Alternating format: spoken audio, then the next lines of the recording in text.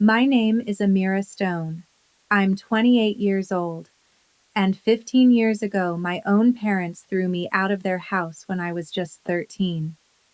Last week, they walked into the reading of my uncle's will with confident smiles, dressed like people who believed they were about to become very rich. They even brought a private attorney with them, certain they would walk out with a fortune. The man whose will was being read was Uncle Victor Stone, the person who had raised me for the past 15 years. The man who stepped in the night my parents decided I was no longer worth keeping. But the moment attorney Elaine Carter opened that sealed envelope and began reading his final wishes, something shifted in the room. The confidence drained from their faces. And when she reached Clause 7, my mother, the woman who once told me I was no longer her daughter, suddenly jumped to her feet. Her face turned pale. Her mouth literally hung open. It looked like the ground had disappeared beneath her. Before continuing, please take a moment to like and subscribe to the channel, but only if this story truly touches your heart. I'm also curious. Where are you watching from? What time is it where you are? Leave a comment and let me know.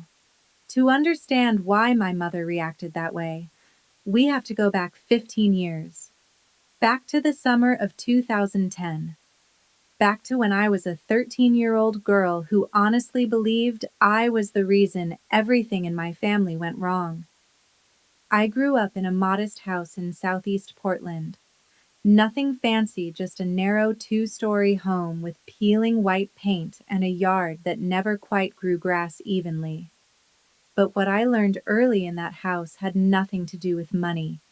It had to do with love. In our family, love was not distributed equally. My father, Calvin Stone, worked as an auto mechanic at a repair shop downtown. He was a quiet man, the kind who spoke rarely, and when he did, it was usually to agree with whatever my mother had already said. My mother, Lydia Stone, worked the checkout counter at a neighborhood grocery store. At home, she ran our household with the cold efficiency of someone who always believed she knew exactly who deserved what. And then, there was my sister, Vanessa. She was 2 years older than me. She had my mother's golden blonde hair, my mother's bright blue eyes, my mother's effortless laugh. Everyone always said the same thing whenever they saw them standing together. Vanessa looks exactly like you did at her age, Lydia. And my mother would glow with pride. I, on the other hand, looked like my grandmother, my father's mother. Brown hair, brown eyes, quiet personality. My mother never said that was a bad thing. She just never said much about me at all. And when you're a child, sometimes silence tells you everything you need to know. What just happened was only the beginning. The next part of the story contains some fictional elements and uses AI to clarify the message and enhance the emotional experience. If you empathize, I greatly appreciate it. If not, I hope you have a peaceful evening and a good night's sleep. The differences between Vanessa and me showed up in 100 small ways growing up. For Vanessa's 15th birthday, my mother Lydia threw a party that felt like something out of a movie. 15 guests packed our living room. There was a 3-tier cake from the fancy bakery on Hawthorne Boulevard, the kind with smooth white frosting and delicate pink flowers made from sugar. My mother even rented a karaoke machine for the night, so Vanessa and her friends could sing pop songs until midnight. Everyone laughed. Everyone took pictures. My mother stood in the kitchen glowing with pride while people told her how beautiful her daughter was. 3 months later, when my 13th birthday came around, things looked very different. It was just the four of us sitting around the kitchen table. No guests, no decorations, no music. My mother placed a discounted cake from the grocery store where she worked in front of me. The frosting said, "Happy birthday." That was it. No name. It was clearly a leftover cake from someone else's canceled order. At the time, I told myself it didn't matter. I told myself birthdays were silly anyway. But even at 13, I could feel the quiet message behind moments like that. You matter less. The truth is, I didn't fully understand my role in the family until I was 12. That was the year I accidentally discovered Vanessa had a college savings account. I was looking for a notebook in my parents' bedroom when I found a bank statement sitting on my mother's dresser. The account had been opened when Vanessa was 5 years old. 8 years of deposits, thousands of dollars, money set aside carefully for her future. That night, I asked my mother why I didn't have one. She looked genuinely surprised by the question, as if the thought had never crossed her mind. Vanessa needs money for college, Lydia said, while drying a plate at the sink. Then she glanced at me with mild indifference. You'll figure something out. You're good at adapting. That was the moment something inside me shifted. I finally understood my place in that house. Vanessa was the investment. I was the backup plan. The extra child who happened to exist. The spare.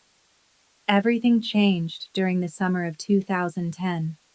In April of that year, my middle school science teacher handed out flyers about a program called the Oregon STEM Summer Academy at Oregon State University. It was a 6-week residential program for students who showed exceptional promise in science and mathematics. The scholarship covered everything: tuition, housing, food, materials. The total value was $4,200. To a 13-year-old girl whose family barely spent money on her birthday cake, that number felt enormous. I filled out the application quietly. I never told anyone at home. By that point, I had already learned an important rule about my family. Hope was something you kept to yourself. On May 15th, the acceptance letter arrived. Out of more than 2,000 applicants across Oregon, only 50 students had been selected. I was one of them. For exactly one afternoon, I felt like I mattered. I remember sitting on my bed holding the letter, reading it over and over again, imagining what the campus would look like, and what it would feel like to be surrounded by other kids who loved science the way I did. For a few hours, I let myself believe that maybe my life could be bigger than the narrow walls of that house. Then Vanessa found out about a performing arts camp in California. Her drama teacher had recommended it to her. 3 weeks. No scholarship. The price was $1,800. That night at dinner, my mother announced the solution she had already decided on.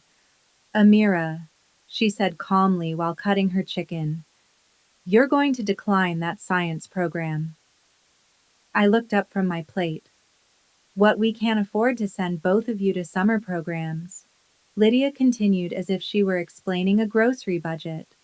Vanessa's camp will help her college applications. It's important for her future. She said it in the same tone someone might use when discussing meal planning, like she wasn't crushing someone's dream. I stared down at my plate. My heart was pounding. Before I could stop myself, the words slipped out. No. The entire table went silent. Even the hum of the refrigerator seemed to fade. My mother slowly set her fork down. Excuse me. Her voice had dropped into the dangerous tone I had heard her use on customers at the grocery store when they tried to argue about expired coupons. I swallowed, but my voice stayed steady. That scholarship isn't yours to give away, I said. I earned it. My hands were shaking under the table. It's mine. For a moment, my mother looked at me like I had suddenly become a stranger. Then her eyes hardened. If you can't sacrifice for this family, she said slowly, then you're not part of this family. At 13 years old, I thought she was just angry. I thought she was saying something she would regret later. I didn't realize she meant it literally. 3 days after that dinner, I came home from the public library and found my belongings sitting on the front porch. Two black garbage bags. My clothes were stuffed inside them. My school books. My shoes. Everything I owned. My mother stood in the doorway with her arms crossed. She didn't look angry anymore. She looked calm, resolved, like someone who had just finished an unpleasant chore and was relieved it was over. I called Victor, she said. She was referring to my father's older brother, Uncle Victor Stone, who lived in Seattle. He'll be here to pick you up. I stared at the bags, then back at her. What do you mean? My mother's expression didn't change. From now on, she said flatly, you're his problem. I stood there on the porch with the afternoon sun hitting the side of the house, trying to process what was happening. And for the first time in my life, I realized something terrifying. My mother wasn't threatening me. She was getting rid of me. Behind my mother, I could see my father standing in the hallway. My father, Calvin Stone, leaned against the wall like he had been standing there for a while. His arms hung loosely at his sides. His eyes were pointed in my direction, but he wasn't really looking at me. He didn't say anything. He didn't step forward. He didn't tell my mother she had gone too far. He simply stood there in silence. And somehow that silence hurt more than anything she had said. I looked up toward the second-floor window. The curtain shifted slightly. Vanessa was standing there. My older sister was watching everything from behind the thin fabric. Her face was half hidden by the shadow of her room. For a moment our eyes met. I thought maybe she would come downstairs. Maybe she would say something. Maybe she would at least stand beside me on the porch. Instead, she slowly stepped back. The curtain fell into place, and she disappeared. I waited on that porch from 6 in the evening until 10 at night. 4 hours. My mother went back inside after the first 5 minutes. The porch light never came on. The sun slowly disappeared behind the houses across the street, and the evening air grew colder as darkness settled in. I sat on top of those two garbage bags with my knees pulled up to my chest, trying to make sense of the moment. 13 years of memories running through my head like a broken film reel. Uncle Victor lived in Seattle, 3 hours away. When my mother said she had called him, I didn't know if that meant he would actually come. But he did. At exactly 10 o'clock that night, a gray Honda sedan turned slowly into the driveway. The headlights swept across the porch and briefly illuminated me sitting there in the dark. The engine shut off. The car door opened. Uncle Victor stepped out. He didn't rush toward me. He didn't ask questions right away. He simply walked up the driveway and stopped in front of me. For a few seconds, he just looked at me. His eyes moved from the garbage bags to my face, taking in the entire situation without anyone needing to explain it. Then he did something no one in that house had ever done before. He wrapped his arms around me. The hug was so tight it almost knocked the air out of my lungs. I remember the smell of his jacket, the rough texture of the fabric against my cheek, and the quiet strength in the way he held me.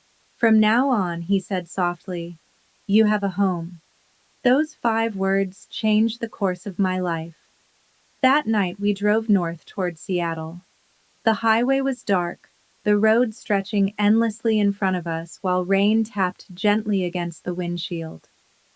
I sat in the passenger seat staring out the window, trying to understand what had just happened. I kept asking myself the same question over and over. What did I do wrong? What had I done to make my own parents give up on me? What I didn't know at the time was that before Uncle Victor left Portland that night, my mother had signed a document. I didn't see it. I didn't understand it. I didn't even know it existed. It would take 15 years before that document appeared again. And when it did, it would change everything. Uncle Victor's house in Seattle's Ballard neighborhood wasn't large, but to me, it felt enormous.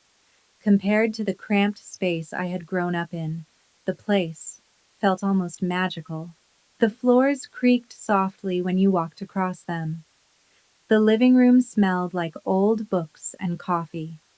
And for the first time in my life, I had a bedroom that belonged entirely to me. My own desk, my own bed, my own door that could close.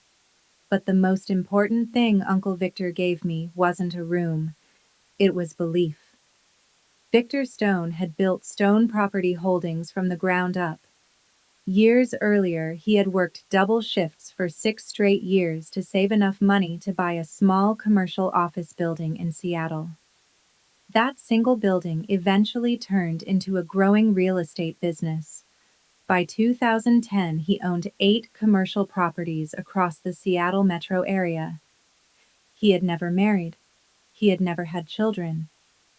When I arrived on his doorstep with nothing but 2 garbage bags, he didn't treat me like a burden. He treated me like an opportunity.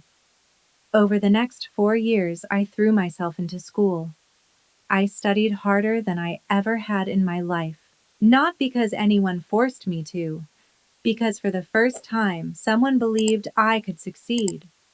In 2014, I graduated from Ballard High School as class valedictorian, president of the math club, a perfect 4.0 GPA.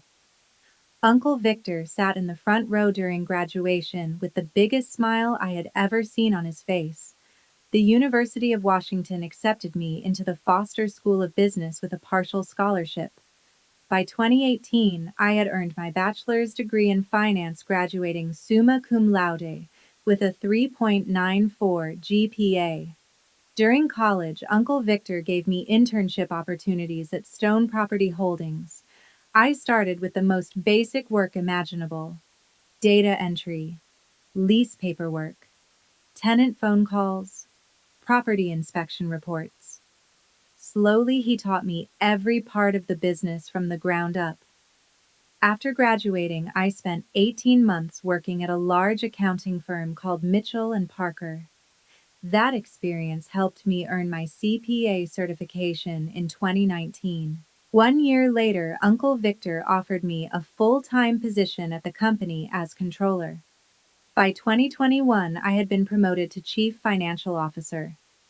On my 26th birthday, I was managing a portfolio of 12 commercial properties with a combined value of $23.7 million.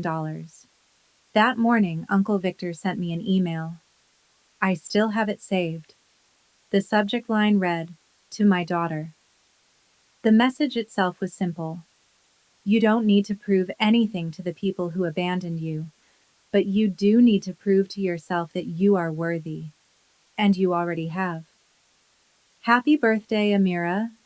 I read that email at least 10 times that day. In 15 years, my biological family reached out exactly 3 times. The first time happened in 2012. My mother, Lydia, didn't call my phone. She called Uncle Victor's. And she didn't ask how I was doing. She didn't ask if I was safe. She didn't ask if I was happy. She asked for $5,000. She said my father, Calvin, had lost his job at the mechanic shop, and that times were hard. Apparently, the daughter they had thrown away was still useful when money was involved. That was the first time. It would not be the last. My mother, Lydia, told Uncle Victor that my father, Calvin, had lost his job at the auto repair shop. According to her, times were difficult and the family needed help. She said that surely Victor could lend money to his own brother. Uncle Victor refused. Later that evening, he told me about the phone call while we were sitting in the kitchen. I remember the way his jaw tightened as he spoke. "They never asked about you," he said quietly. I looked up from my homework. "Not once," he continued. "They didn't ask how you're doing in school. They didn't ask if you're okay. They didn't ask if you're happy." He shook his head slowly. They just wanted money. That conversation stayed with me for a long time. It confirmed something I had already suspected but didn't want to admit out loud. To them, I was gone. But Uncle Victor's money still counted as family. The second time my biological family reached out happened in 2016. I was 20 years old and halfway through college when an envelope arrived at Uncle Victor's house addressed to me. The handwriting on the front looked familiar, though it had been years since I had seen it. Inside was a wedding invitation. Vanessa was getting married. There was no personal note, no letter, no message asking how I had been. Just the formal printed card with my name and Uncle Victor's Seattle address typed neatly beneath it. I stared at the invitation for a long time, then I placed it back in the envelope and put it in a drawer. I didn't attend the wedding. I didn't send a gift. I didn't respond at all. The third contact came 4 years later. In 2020, my mother sent me an email. It was the first time she had contacted me directly since the night she threw me out. The subject line read, "Checking in." The message mentioned that she had seen an article in the Seattle Business Journal about Stone Property Holdings expanding into the East Side market. Apparently, someone had mentioned my name in the article. She wrote that she hoped I was doing well and suggested that maybe we could catch up sometime. I read the email twice. Then I deleted it. Not because I was angry, not because I was holding on to resentment. The truth was simpler than that. I had built a life that didn't include them, and I saw no reason to change that. Everything shifted in the summer of 2024. That was when Uncle Victor received the diagnosis that changed everything. Congestive heart failure, advanced stage. The doctors gave him 12 to 18 months. He lasted 8. Those months were some of the hardest of my life. Victor tried to act like nothing had changed, but I could see the fatigue creeping into his movements. Simple tasks began taking more energy. Some days he sat quietly on the back porch looking out over the neighborhood like he was memorizing the view. During that time, he met with his estate attorney several times. Her name was Margaret Lawson. She had been handling Victor's legal affairs for years. In June of 2024, he updated his will, 6 months before he passed away. One evening, I asked him about it while we were sitting in the living room. He just smiled. "Everything's taken care of," he said. "You focus on the business. I've handled the rest." I trusted him completely. I didn't ask more questions. I didn't know what he had written. I didn't know about the clauses. I had no idea what was coming. Uncle Victor passed away on February 28, 2025. He died peacefully in his sleep at Swedish Medical Center while I was holding his hand. I stayed there long after the machine stopped making noise. For the first time since I was 13 years old, I felt like I had lost my only parent. 1 week later, on March 7th, I was sitting in my office at Stone Property Holdings reviewing quarterly financial reports when my phone buzzed. The screen showed an unknown number from Portland. For a moment, I considered ignoring it. Then I answered. Amira. The voice was instantly recognizable. 15 years hadn't changed the way Lydia Stone said my name. It always sounded like she was tasting something she wasn't sure she liked. "Lydia," I replied calmly. I didn't call her mom, just her name. There was a short pause on the line. I could almost hear her adjusting her tone. "I heard about Victor," she said. "I'm so sorry for your loss." Her voice carried a practiced softness that felt strangely artificial. "I was thinking maybe I should come up for the memorial service. Pay my respects." "The memorial was 3 days ago," I said. Another pause. "Oh," she said quickly. Well, I also heard there's a will reading coming up. There it was. The real reason for the call. Family has a right to attend these things, she continued, especially when it involves a brother's estate. I leaned back in my chair. How did you find out about the will reading? I have an attorney, Lydia said. Victor Harrington. He made a few calls. The name stirred a faint memory. Uncle Victor had mentioned a lawyer named Victor Harrington years ago. Apparently, they had consulted briefly, but Victor had ultimately decided not to work with him. After the call ended, I contacted Margaret Lawson. The next morning, she confirmed exactly what I suspected. Lydia and Calvin Stone had hired Victor Harrington to file a legal challenge against my uncle's will. Their argument was simple: undue influence. They were claiming that I had manipulated a sick old man during the final months of his life in order to control his estate. They were also demanding to attend the will reading as immediate family members. I sat quietly in my office after hearing this. On my desk was a framed photograph of Uncle Victor taken a few years earlier during one of our company events. He was smiling in the picture. The expression almost looked amused. For a strange moment, it felt like he had expected something like this to happen. A few days later, I met Margaret Lawson in her office. Her firm occupied the 47th floor of the Columbia Center, the tallest building in Seattle. On a clear day, you could see all the way to Mount Rainier through the massive windows behind her desk. But March 10th was not a clear day. Rain streaked across the glass while the city below looked gray and distant. Margaret slid a folder across the table toward me. Victor Harrington has filed a formal challenge to the will, she said calmly. The paperwork inside listed my parents' names as the claimants: Lydia Stone, Calvin Stone. They were demanding a portion of Uncle Victor's estate. I stared at the documents in silence, feeling an odd mixture of disbelief and inevitability. 15 years of silence. And now they were back. Not because they missed me, not because they regretted what they had done. They were back because they believed there was money waiting for them. Margaret folded her hands on the desk.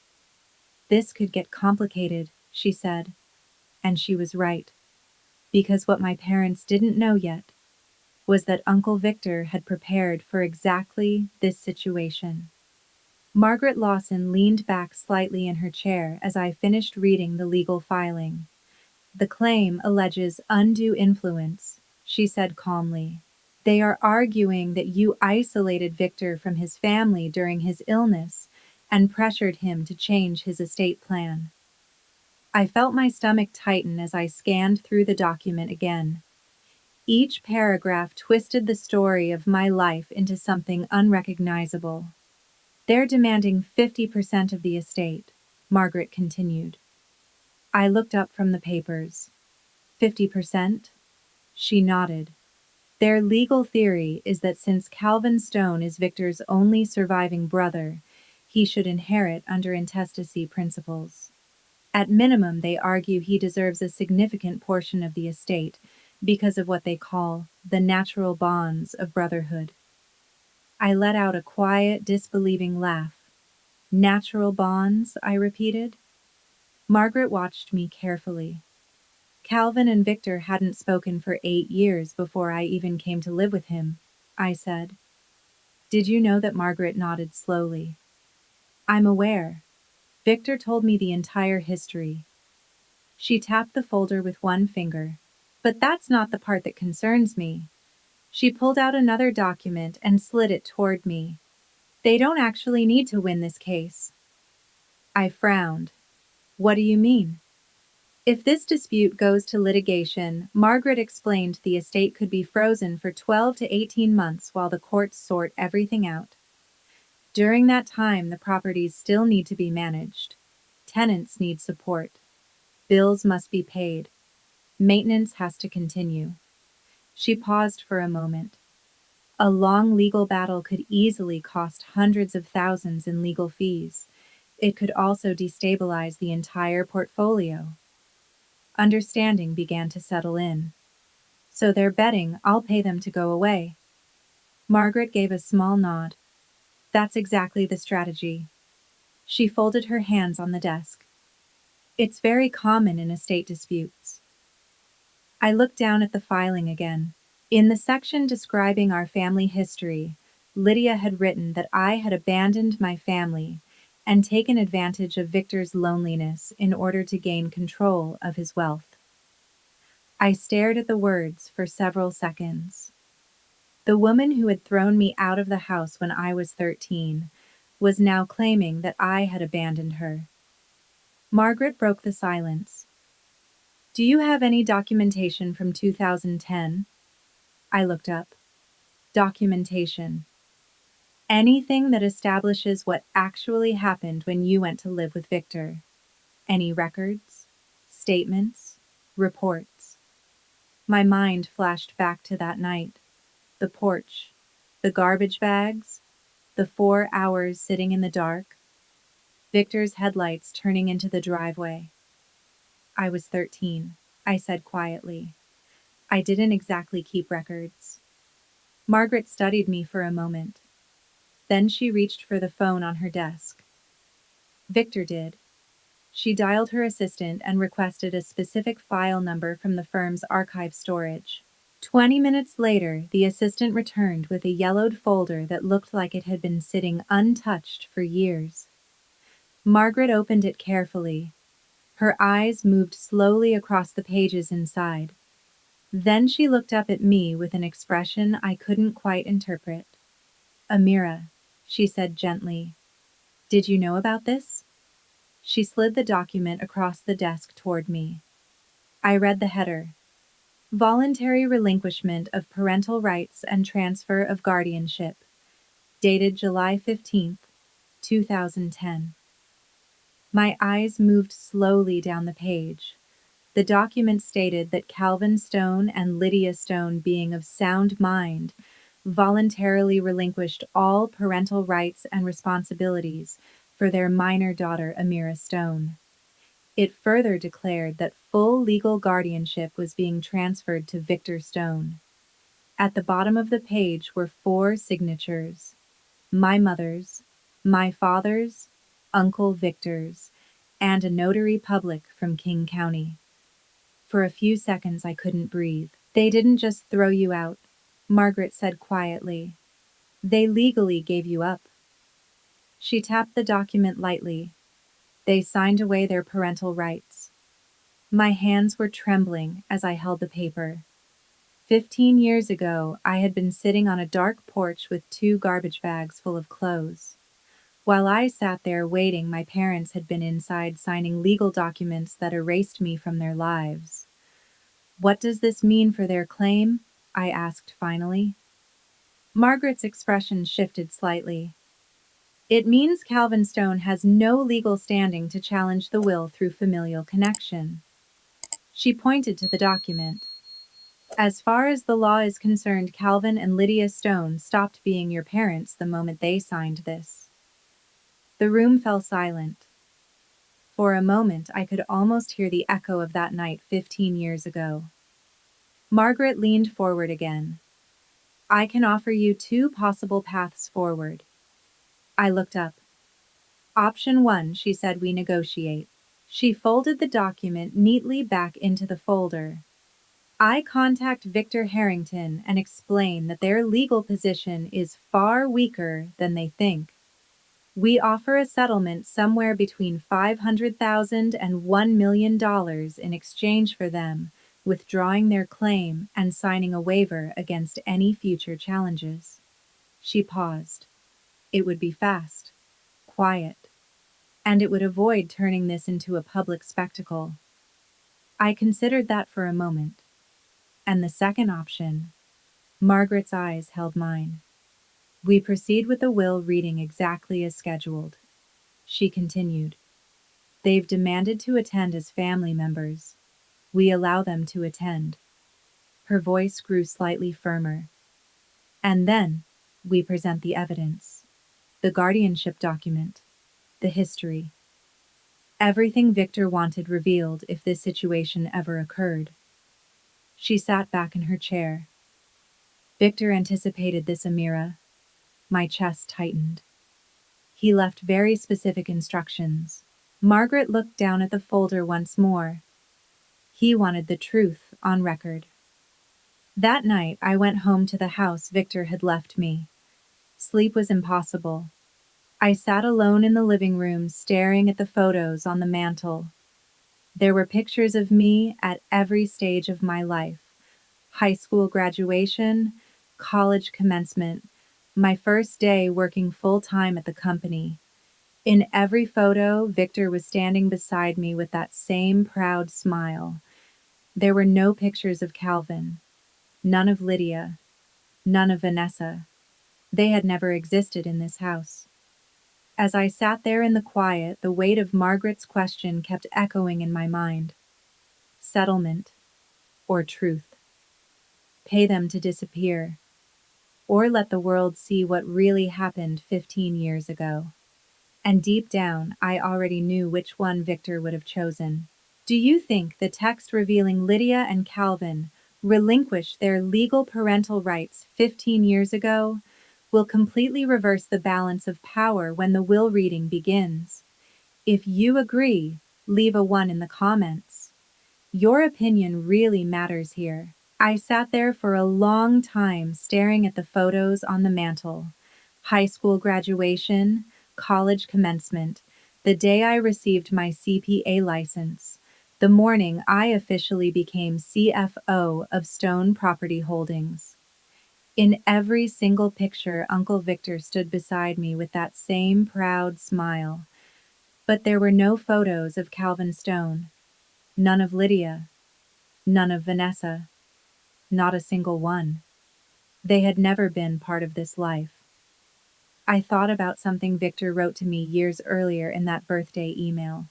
You don't owe them anything, but you do owe yourself the truth.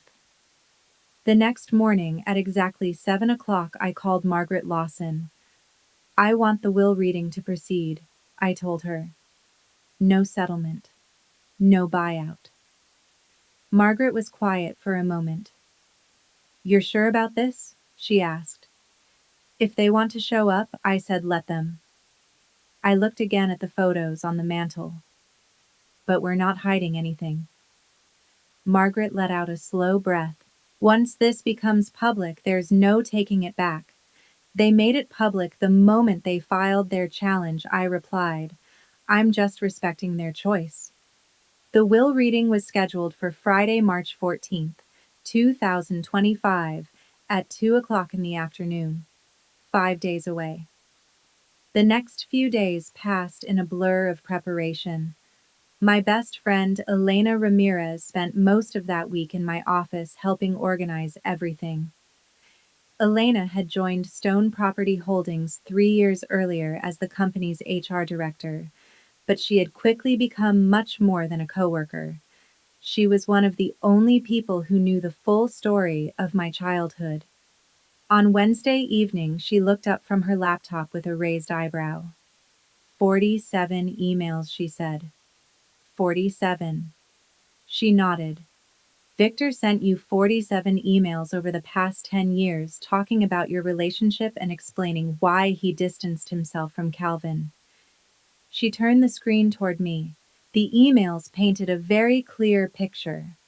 In 2002, Calvin Stone had borrowed $80,000 from Victor with a written promise to repay it within 5 years.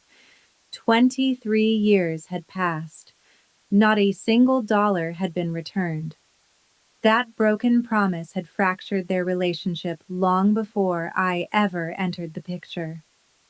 My arrival in 2010 had nothing to do with the estrangement.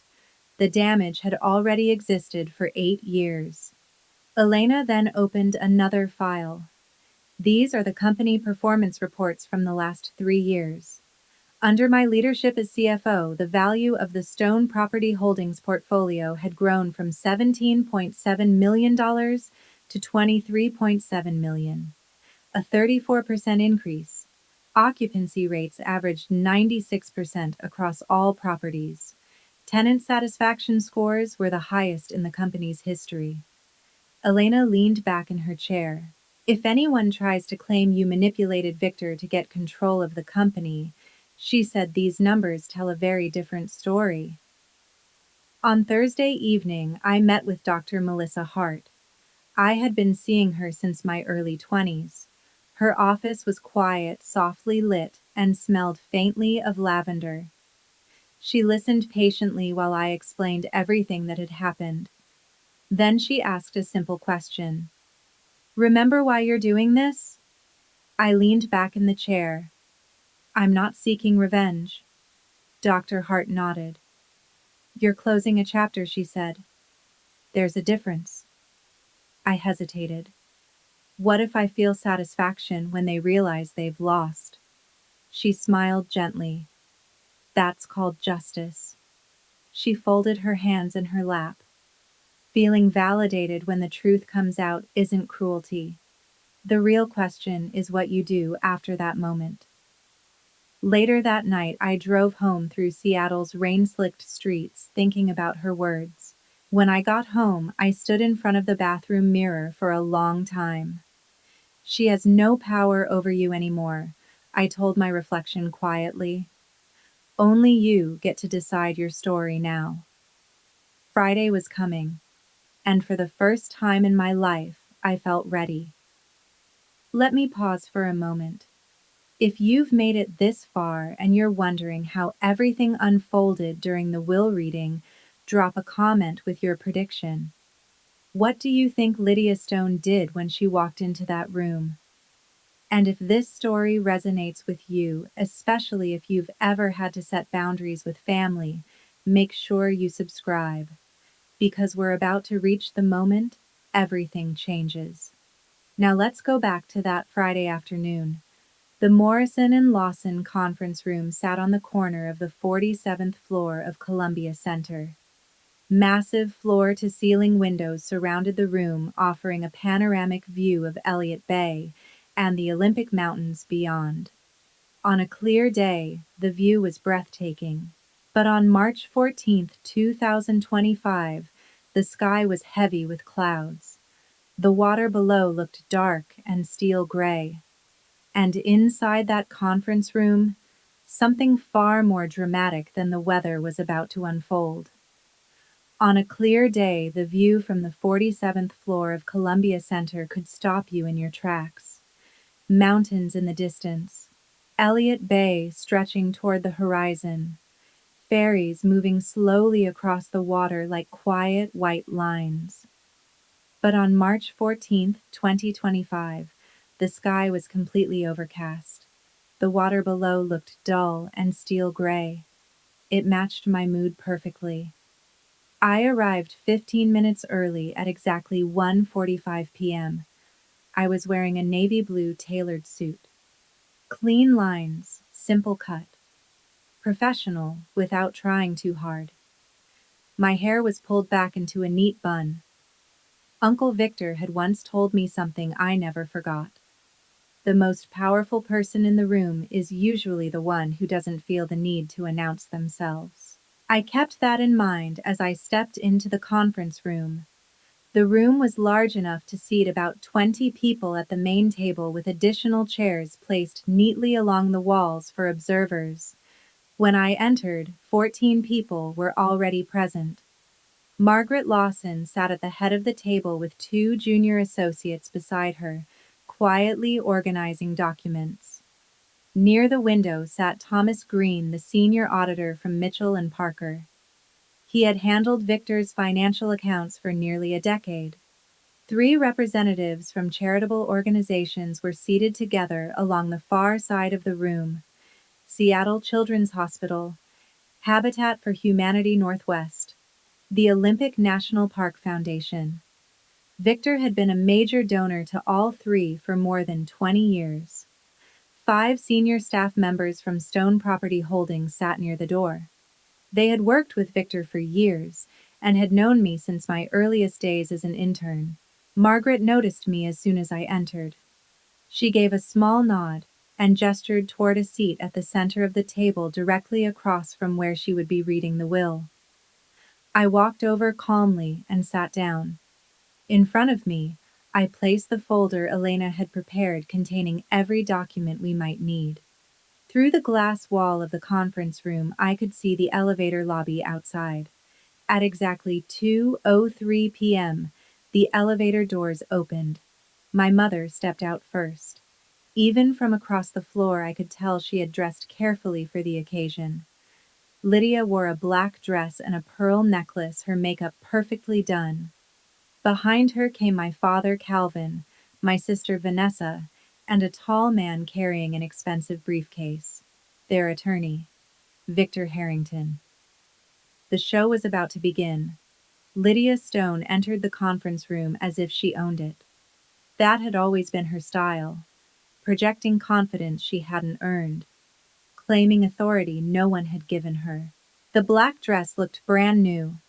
The pearls caught the overhead lights as she surveyed the room with an expression of carefully practiced grief. Behind her, Calvin shuffled inside wearing a gray suit that didn't quite fit anymore. He had gained weight over the years. When his eyes briefly met mine, he quickly looked away. He had always been very good at looking away. Vanessa followed in a pastel pink dress, an unusual choice for a will reading. It almost looked like she had mistaken the event for a bridal shower. At 30 years old, she looked tired in a way that had nothing to do with the early flight from Portland. Victor Harrington entered last. He was tall, silver-haired, and carried himself with the polished confidence of someone who had spent decades in high-stakes courtrooms. The Mont Blanc briefcase in his hand probably cost more than my first month's salary when I worked at Mitchell and Parker.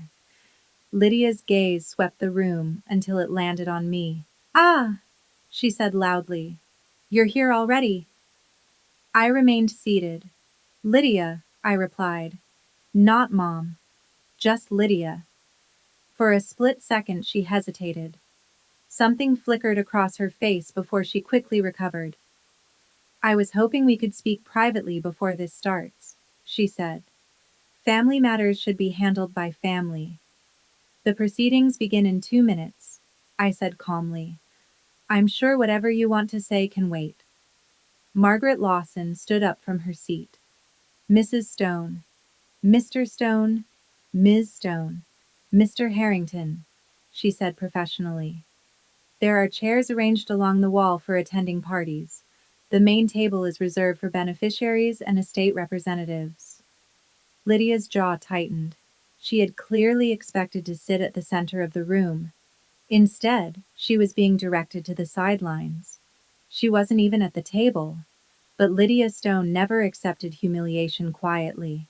Instead of taking her seat immediately, she walked past the representatives from Seattle Children's Hospital and paused beside them with an expression of polite sorrow. "I'm Lydia Stone," she announced loudly enough for most of the room to hear. "Victor's sister-in-law. We were very close for many years before this unfortunate estrangement." She glanced meaningfully in my direction.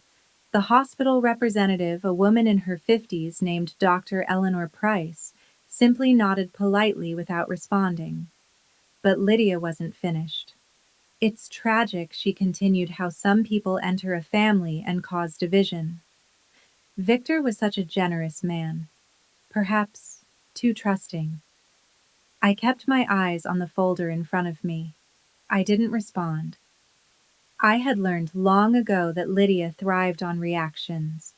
Vanessa added her own comment as she sat down along the wall. "Uncle Victor used to visit us in Portland all the time when we were kids," she said. "I don't understand why she gets to sit up there while we're back here." Victor Harrington was already writing notes on a legal pad documenting every word spoken in the room. He was waiting for any reaction he could twist into evidence. I gave him nothing. Lydia finally sat down beside Vanessa. But she still wasn't finished.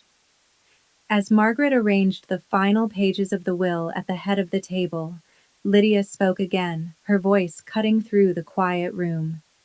A child rejected by her own parents usually has a reason, she said. I just wish Victor had seen through her the way we did. A mother always knows. The words hung in the air like smoke. Several people in the room shifted uncomfortably. Thomas Green stared openly at Lydia with clear disbelief. For the first time in 15 years, I studied my mother carefully. She hadn't changed at all. The same certainty. The same need to control the narrative. The same unwavering belief that she was always the victim. Margaret cleared her throat. It is now 2:10 p.m. She lifted a large sealed envelope and broke the seal with practiced precision. This, she began, is the last will and testament of Victor Raymond Stone. Her voice carried across the room with quiet authority. And suddenly, every person present leaned forward slightly. Because the moment Lydia Stone had traveled hundreds of miles for had finally arrived. Margaret Lawson's voice carried evenly through the room as she continued reading. Victor Raymond Stone, born July 4th, 1953. Deceased, February 28th, 2025. This document was executed on June 18th, 2024, and represents the final expression of Mr. Stone's wishes regarding the disposition of his estate. Lydia leaned forward slightly in her chair along the wall. Her pearl necklace caught the light as she focused on every word. Margaret continued with the opening sections of the will. Article 1 confirmed Victor's identity and residence. Article 2 declared that he had been of sound mind when the document was signed. Margaret paused briefly before adding another detail. A psychiatric evaluation was conducted by Dr. Michael Chen on June 10, 2024, 8 days prior to the execution of this will. The evaluation confirmed that Mr. Stone possessed full testamentary capacity and was under no undue influence at the time of signing. I caught Lydia exchanging a quick glance with Victor Harrington. They had clearly been hoping to challenge Victor's mental condition. This statement complicated their strategy immediately. Margaret continued. Article 3 revokes all previous wills and codicils. She then turned the page. Article 4 contains the inventory of assets. The room became even quieter. At the time of death, the estate of Victor Raymond Stone included 12 commercial properties located throughout King County and Snohomish County, with a combined assessed value of $18.2 million.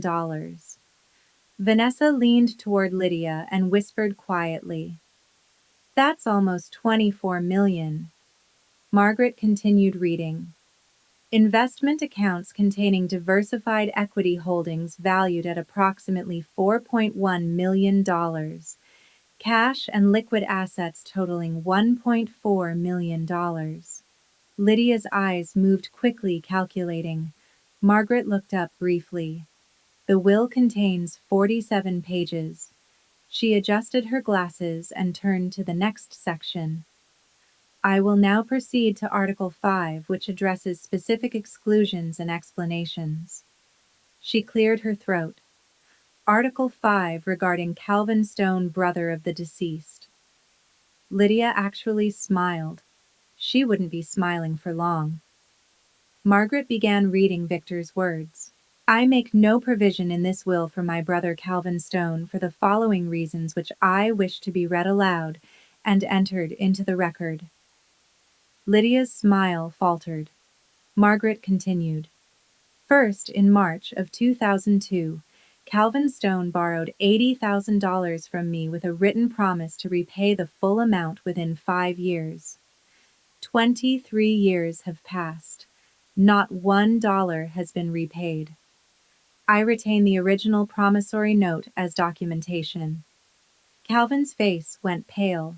He clearly hadn't expected that detail to be made public. Margaret turned the page. Second, on July 15, 2010, Calvin Stone and his wife, Lydia Stone, voluntarily executed a legal document relinquishing all parental rights to their daughter, Amira Stone, and transferring full legal guardianship to me. This document was properly witnessed and notarized. Lydia shot to her feet. What does that have to do with anything? Margaret didn't acknowledge the interruption. She simply continued reading. The significance of this document is as follows. By legally terminating their parental relationship with Amira Stone, Calvin and Lydia Stone severed any claim they might attempt to assert through her. Amira Stone is my legal heir. Calvin Stone is not her legal father. Therefore, he has no familial standing to challenge this will on grounds of family connection. Calvin stood up as well. This is ridiculous, he said. I'm Victor's brother, his blood brother. Victor Harrington quickly grabbed Calvin's arm and pulled him back down into his seat. But even the lawyer's face had gone noticeably pale. Margaret calmly reached into her file and removed another document.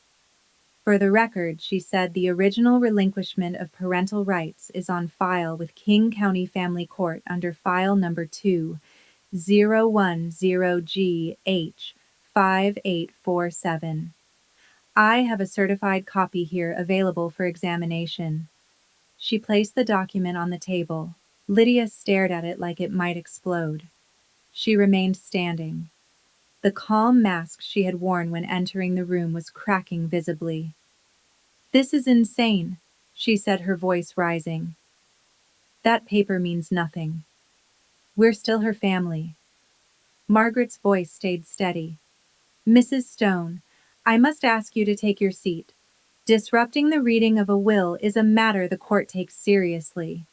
Lydia ignored her. She pointed directly at me. She did this, she shouted. She manipulated Victor. She poisoned him against his own family. One of the charity representatives shifted uncomfortably in her chair. Dr. Eleanor Price from Seattle Children's Hospital looked like she had not expected to witness a family meltdown. Vanessa tugged nervously at Lydia's sleeve. Mom, sit down, she whispered. People are watching. I don't care who's watching, Lydia snapped. Victor loved Calvin. They were brothers. Finally, I spoke. My voice came out calm and quiet, exactly the way Victor had always taught me to speak in negotiations. Never raise your voice. Make them lean closer to hear you. Lydia, I said. You made a choice 15 years ago. The room fell completely silent. You packed my belongings into garbage bags and left me sitting on a porch in the dark. Then you went inside and signed a legal document giving me away. I met her eyes. I was 13 years old. No one in the room moved. That was your decision, I continued quietly. Not mine. Not Victor's. Yours. I folded my hands on the table. Everything happening today is simply the consequence of what you chose that night. Lydia opened her mouth, but no words came out. I don't hate you, I said calmly. But I don't owe you anything either. You made sure of that when you signed that paper. Victor Harrington was scribbling furiously in his notebook, though I couldn't imagine what argument he thought he could still build. Margaret cleared her throat. If we may continue. She looked down at the document again. I have not yet read Article 7. Lydia slowly sank back into her chair.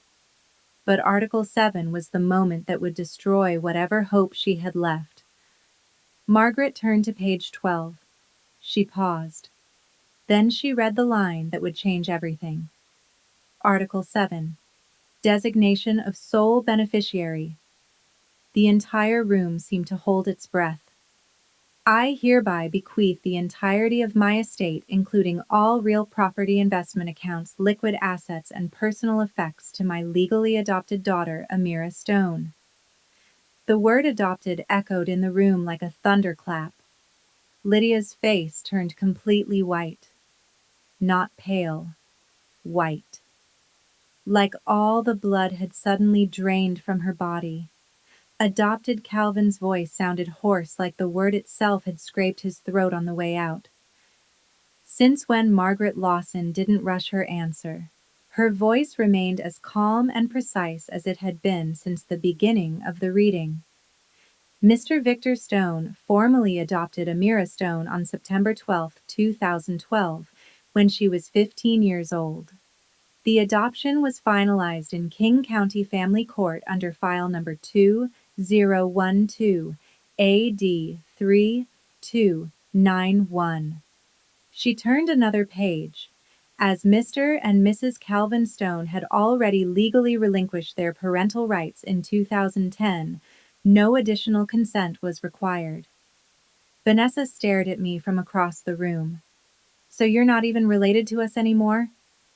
I met her gaze. Not legally, I said quietly. Not since you and Mom signed me away. Margaret continued reading from the will. Amira Stone is not merely a beneficiary. She is my daughter in every way that matters legally, practically, and emotionally.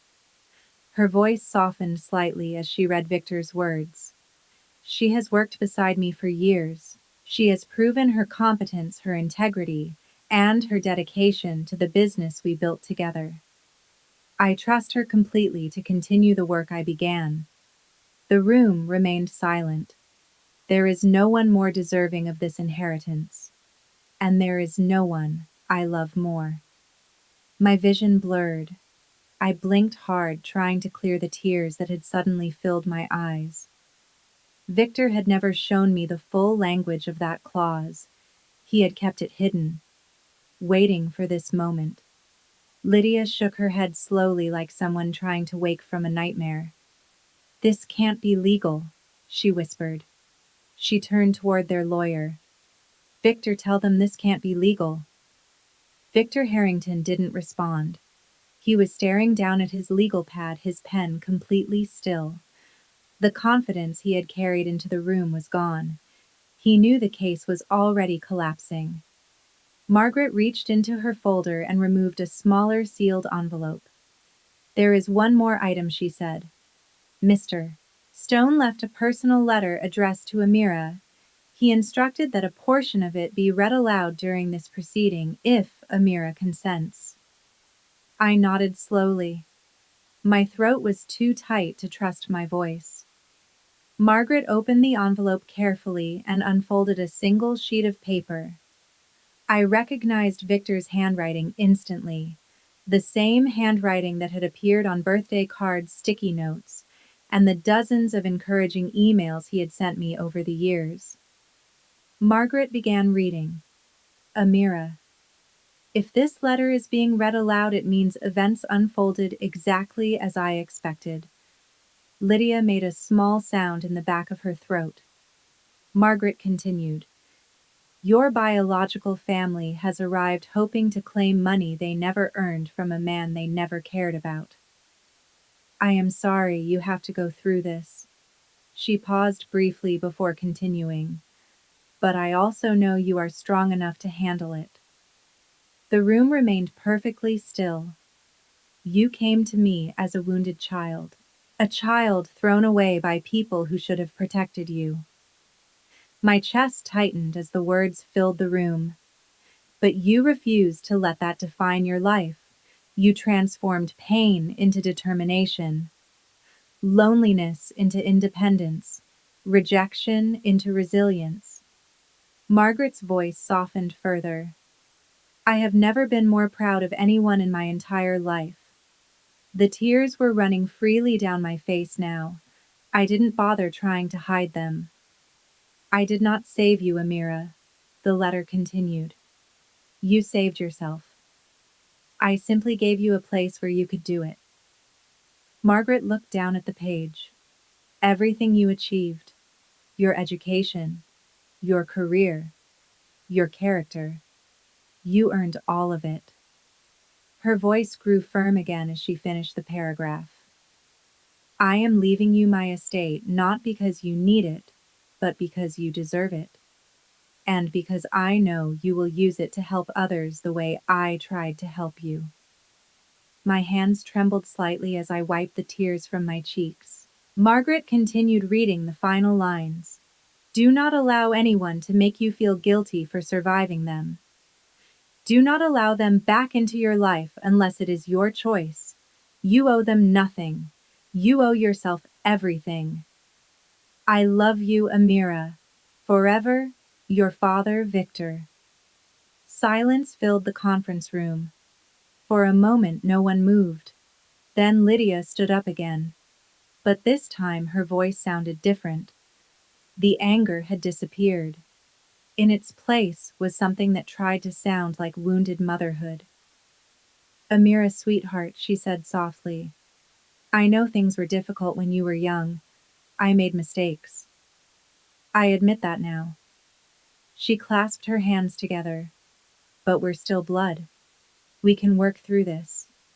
Maybe we can talk about dividing the estate fairly." I looked at her calmly and wiped the last tear from my cheek. "You gave up the right to call me sweetheart 15 years ago." Lydia's face hardened instantly. "I want to contest this," will she announce to the room. "Victor, tell them we have grounds. Undue influence. He was sick. She isolated him." Victor Harrington finally spoke, but the voice that came out sounded tired. "Mrs. Stone, perhaps we should discuss our options privately." "No," Lydia snapped. "Tell them we're fighting this." Before Victor could respond, Margaret slowly turned her tablet around so the screen faced the room. "Mr. Harrington," she said calmly, "perhaps you would like to explain this to your clients." The room fell quiet again. Margaret began reading from the screen. "This is an email dated March 3, 2022, from Victor Stone to Victor Harrington. The subject line reads, 'Terminating services.'" She looked up briefly before continuing. In the email, Mr. Stone writes, "Victor, I am ending our professional relationship. Your recommendation that I include Calvin Stone in my estate plan despite his years of financial exploitation and his treatment of Amira is unacceptable. I will be engaging new counsel." Margaret lifted her eyes toward Harrington. "You previously represented Victor Stone. Your services were terminated because you advocated for Calvin Stone's interests against Victor's wishes." Her voice remained steady. "And now you have accepted representation against Victor's estate without disclosing that conflict of interest to your current clients." Victor Harrington's face turned gray. Lydia slowly turned toward him.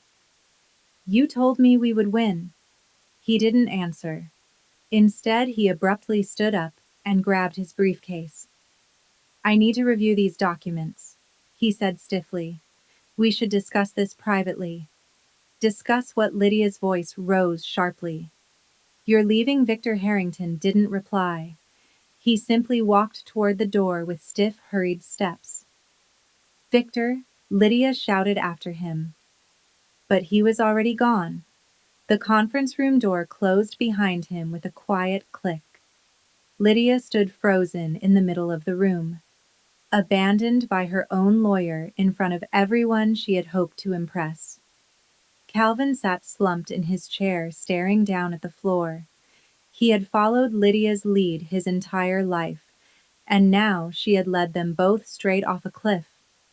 Vanessa was crying quietly beside her. I couldn't tell whether she was crying because of the money they had lost or because of the humiliation they had just experienced in front of an entire room of witnesses. Lydia turned back toward me one more time.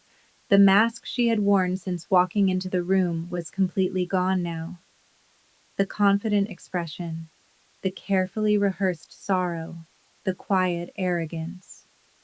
All of it had collapsed. What remained was desperation, and underneath that, something that might have been the beginning of regret. "Amira," she said, her voice breaking slightly, "we can still, I mean, We're still family, aren't we? Her eyes searched my face. Blood is blood. You could still. I slowly stood up from my chair. Lydia, I said calmly, you stopped being my family on July 15th, 2010. I watched the words land. You signed that document yourself. I didn't make that choice. You did. I picked up the folder from the table and held it against my side. I don't hate you, I continued quietly, but you have no claim on me. Not legally, not emotionally, not in any way that matters. Then I turned back toward Margaret. Can we continue with the remaining articles? Margaret nodded. Lydia sank heavily back into her chair. For the rest of the reading, she didn't say another word. Margaret flipped several pages with practiced calm. Article 9, she announced. Charitable bequests. The representatives from the three charities straightened slightly in their seats. Margaret began reading. I direct that the following gifts be made from my estate. She glanced down at the document. $500,000 to Seattle Children's Hospital for the establishment of a scholarship fund supporting children from disadvantaged backgrounds. Dr. Eleanor Price nodded solemnly. $300,000 to Habitat for Humanity, Northwest for the construction of affordable housing in the greater Seattle area. The Habitat representative smiled slightly. $200,000 to the Olympic National Park Foundation for wilderness preservation and environmental education programs. Dr. Price spoke softly. Victor was one of our most consistent donors for more than 20 years. This gift will help hundreds of families. The representative from Habitat added quietly, we built 6 homes with Victor's earlier donations. This will fund at least 4 more. Margaret continued reading. I also request that my daughter Amira Stone continue the charitable giving programs I established during my lifetime at her discretion. I trust her judgment completely. For the first time since the reading began, I spoke. I will, I said softly. I'll honor everything Victor built. As I looked around the room, a realization slowly settled in. The charity representatives weren't here because the law required them to attend. Victor had asked them to come. He had wanted witnesses, neutral observers who could later confirm exactly what had happened in that room. Even after his death, he had anticipated every possible move Lydia and Calvin might try. Dr. Price caught my eye and offered a warm smile. Victor used to talk about you constantly, she said, at board meetings, at donor events. Amira did this. Amira achieved that. Her smile widened. He was incredibly proud of you. I blinked quickly to keep the fresh tears from falling again. Even now, Victor had surrounded me with people who believed in me. Margaret closed the final page of the will. Then she looked toward me. Ms. Stone, as sole beneficiary and executor, would you like to say a few words? I hadn't planned to speak. But as I looked around the room and saw dozens of eyes watching me, I realized there were things that needed to be said. Not for Lydia. Not for Calvin. For myself. I stood up slowly. Most of you knew Victor much longer than I did, I began. He took me in when I was 13 years old and had absolutely nothing. I looked toward the employees from Stone Property Holdings. He gave me a home, an education, but more importantly, he gave me a family that chose to love me. My eyes moved across the room. The employees who had watched me grow from an intern into the company's CFO. The charity representatives who had witnessed Victor's generosity for decades. With this inheritance, I continued, I intend to continue everything Victor built. The properties will be managed with the same integrity he believed in. The charitable commitments will remain in place. I took a slow breath. And I will also be establishing a new program. Several people leaned forward slightly. The Victor Stone STEM Scholarship. It will support young students from difficult family situations who need someone to believe in them. My eyes drifted back to Lydia. She was sitting rigidly in her chair staring at the table. As for my biological relatives, I said calmly, I hold no grudges. I let the words settle. I've made peace with what happened. I paused. But peace does not mean pretending it never happened. And it doesn't mean reopening doors I worked very hard to close. I straightened slightly. Victor taught me that family is not defined by blood. It's defined by the people who show up for you when everything falls apart. I gestured lightly around the room. By that definition, the people in this room who knew Victor worked beside him and respected him. You are far more my family than the people who simply share my DNA. I sat down again. For a moment, the room remained completely silent. Then Thomas Green slowly began clapping. One by one, others joined him. The applause filled the room. Lydia didn't move. Margaret checked the time. The will has now been read in its entirety, she said formally. All legal requirements have been satisfied. She turned toward me. Ms. Stone, you may contact our office next week to begin the transfer process. The estate should be fully settled within 14 business days. People began standing and gathering their things. Quiet conversations filled the room. Lydia slowly stood up. In just 2 hours, she looked like she had aged 10 years. Calvin had already begun shuffling toward the door without looking at anyone. Vanessa silently grabbed her purse and followed him. Lydia lingered. She turned back toward me one last time. Her makeup had smeared slightly around her eyes. The confident woman who had walked into the room expecting millions now looked smaller somehow. She opened her mouth as if she wanted to say something. For a second I thought she might say I'm sorry. But the words never came. She closed her mouth, turned away, and walked out of the room. I watched her go. The woman who had thrown me away like damaged goods. The woman who had signed documents to make it legal. The woman who returned 15 years later expecting to profit from that cruelty. What I felt in that moment wasn't satisfaction. Not exactly. It was something quieter. A strange emptiness that comes when a chapter finally closes. Dr. Eleanor Price approached me as the room began to empty. Victor talked about you constantly, she said while shaking my hand. He once told me that taking you in was the best decision he ever made. She handed me a business card. When you're ready to discuss that scholarship fund, call me directly. A moment later, Elena appeared beside me and squeezed my arm. You did it, she whispered. Victor would be so proud. I looked down at the small framed photo of Victor I had brought with me. I hoped she was right. I need to take a breath here for a moment. Standing up to someone who hurt you, especially when they still believe they are the victim, is exhausting.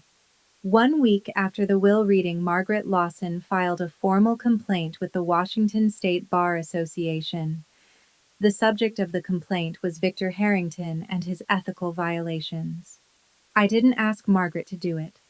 She made the decision herself because, as she explained to me, attorneys are required to report professional misconduct when they witness it.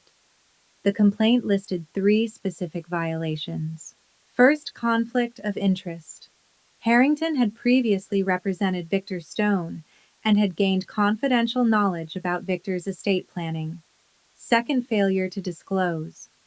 Harrington never informed Lydia or Calvin that he had previously worked for Victor. Third, misrepresentation. Harrington had encouraged his clients to pursue a legal challenge even though he knew their position was fundamentally weak. Margaret kept me updated during the investigation. 2 months later, at the end of May 2025, The Bar Association issued its ruling. Victor Harrington was suspended from practicing law for 6 months. He was also fined $15,000 and ordered to complete additional ethics training. Within weeks of the suspension, several of his largest clients quietly moved their legal work to other firms. Through conversations within the Seattle legal community, I later heard that his firm lost nearly $200,000 in revenue that year. One evening, Elena asked me if I felt satisfied about what had happened to him. I shook my head. I didn't do anything to him, I said. He did it to himself. That was the truth. I hadn't filed the complaint. I hadn't pushed for an investigation. Harrington had made his own decisions. He chose to take a case that was ethically compromised. He chose to mislead his clients. He chose to gamble that intimidation would work better than the truth. And eventually, the consequences caught up with him.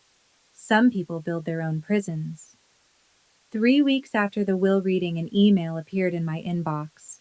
The sender address read, lydiastone1969@gmail.com. The subject line said simply, "Please read." I opened it cautiously. The message was longer than I expected. Lydia had never liked writing emails. She preferred phone calls where she could interrupt people and control the conversation. The email began, "Amira, I know you probably won't read this, but I need to say some things. I've been thinking about what happened at the will reading. I was angry and said things I shouldn't have." She continued, "I know I made mistakes when you were young. Your father and I were struggling financially, and I was overwhelmed. Things got out of control. I'm not asking you for money. I'm asking for a chance to make things right. We are still family, Amira. Blood doesn't disappear because of legal paperwork. I'm still your mother. Nothing can change that.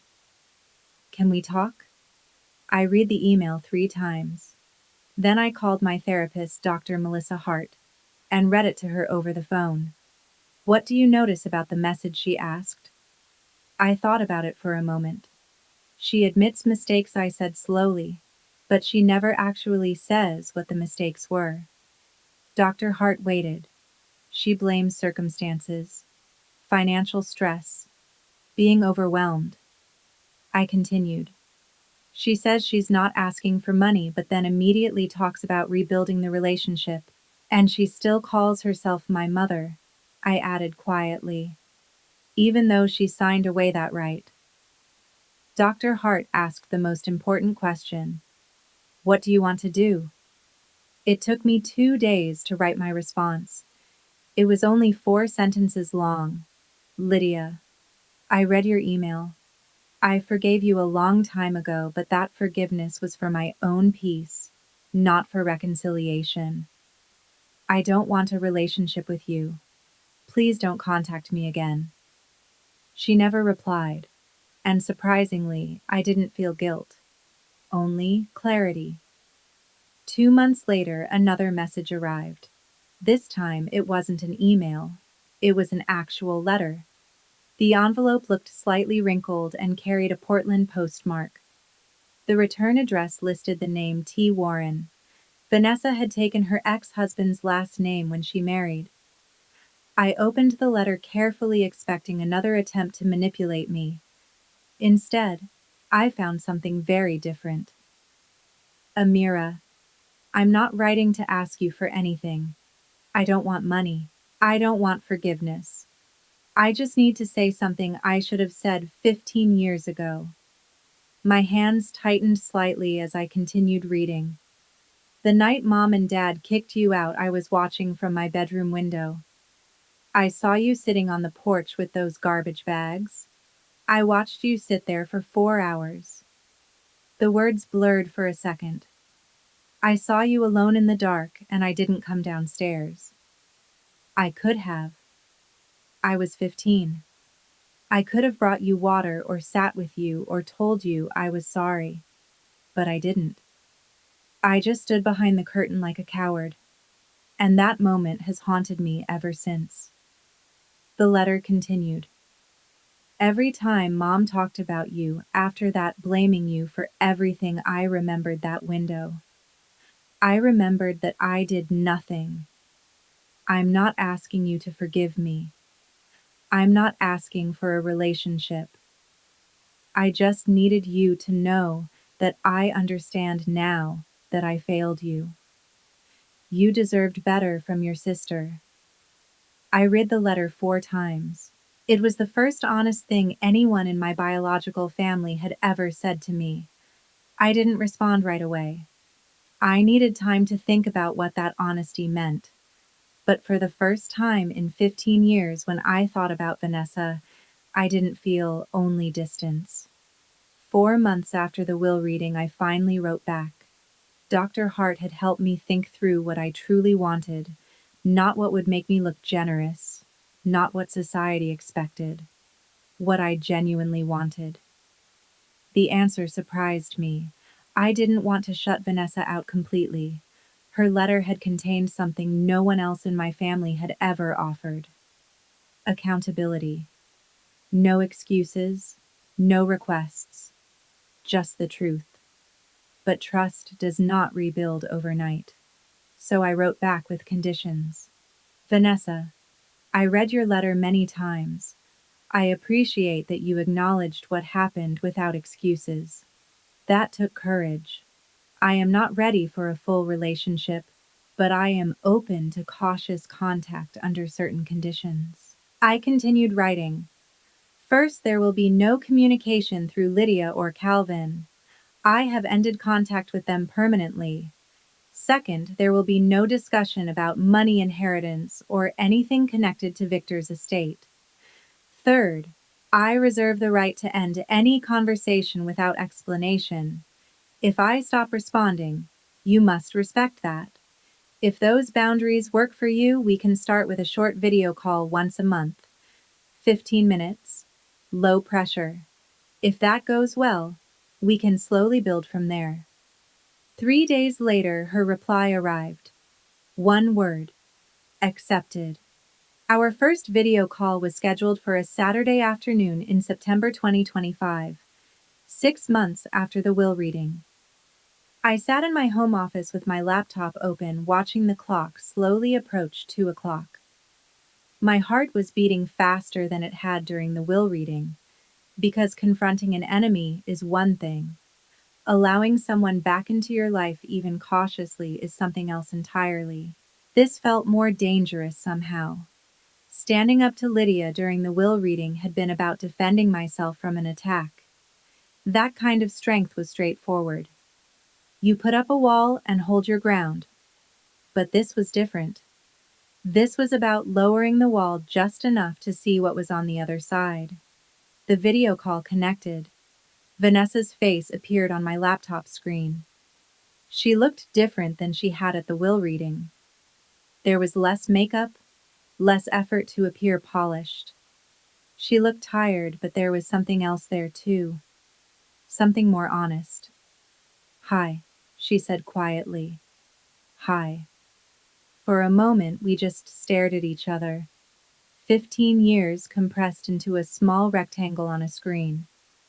I wasn't sure you'd actually answer, she admitted. I almost didn't, I said. That broke the tension. Vanessa let out a nervous laugh, and before I realized it, I was smiling slightly too. We kept the conversation light, just as I had asked. Surface level. She told me about her job. She was training to become a licensed nail technician and was slowly building a small group of regular clients. She mentioned her children, Jaden, who was 8, and Lily, who was 6, but she never asked me to be their aunt. She respected the boundary without needing to be reminded. I told her about the business, about Seattle's constant rain, about the renovations happening on a few of our properties. Nothing too personal. At 14 minutes, I glanced at the clock. We should probably wrap up, I said. Before I could end the call, Vanessa spoke. Thank you, she said, for giving me a chance. I know you didn't have to. I nodded. This is step 1, I said. We'll see where it goes. She smiled faintly. Step 1 is more than I expected. We scheduled another call for the following month. After she hung up, I sat in my office for a long time, thinking about everything that had happened. I didn't know if Vanessa and I would ever have what people normally call a sister relationship. Maybe we would always stay in this careful space.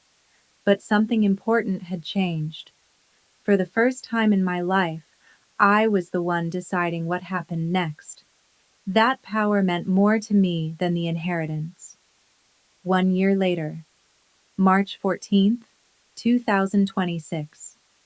Exactly 1 year since the will reading that changed everything. I stood outside a modest commercial building on Capitol Hill. It was the very first property Victor Stone had ever purchased back in 1987, when he was 34 years old, and barely had enough money for a down payment. The building had been renovated the previous fall. New windows, updated systems, fresh landscaping around the entrance. But the reason I was there that day had nothing to do with renovations. A bronze plaque had been mounted beside the entrance. I ran my fingers across the engraved letters. Victor Stone Building. In memory of a man who chose love over blood, 1953 to 2025. The metal felt cool beneath my fingertips. Over the past year, Stone property holdings had continued to grow. The total value of the portfolio had increased by 12%, reaching $26.5 million. Occupancy rates stayed above 95% across all properties. We had expanded into 2 new buildings and completed major upgrades on 3 others. But the achievement that mattered most to me had nothing to do with real estate. The Victor Stone STEM Scholarship had awarded its first group of recipients. 5 students from difficult family backgrounds. 5 kids who now had full funding to attend summer science programs just like the one I had dreamed about when I was 13. Dr. Eleanor Price from Seattle Children's Hospital had helped select the recipients. Vanessa and I were still talking once a month. The calls had grown a little longer, from 15 minutes to 25. She had shown me photos of her kids. I had shown her pictures of my apartment and the office. We weren't sisters in the traditional sense, but we were something. Lydia and Calvin had stopped trying to contact me entirely. I didn't know what their lives looked like now, and I realized I didn't need to know. Elena walked up beside me and looked at the plaque. "You okay?" she asked. I thought about the question carefully. "I'm peaceful," I said.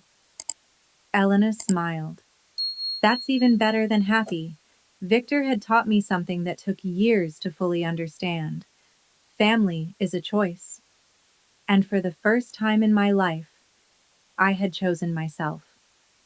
The sky over Seattle was clear that day for the first time in weeks.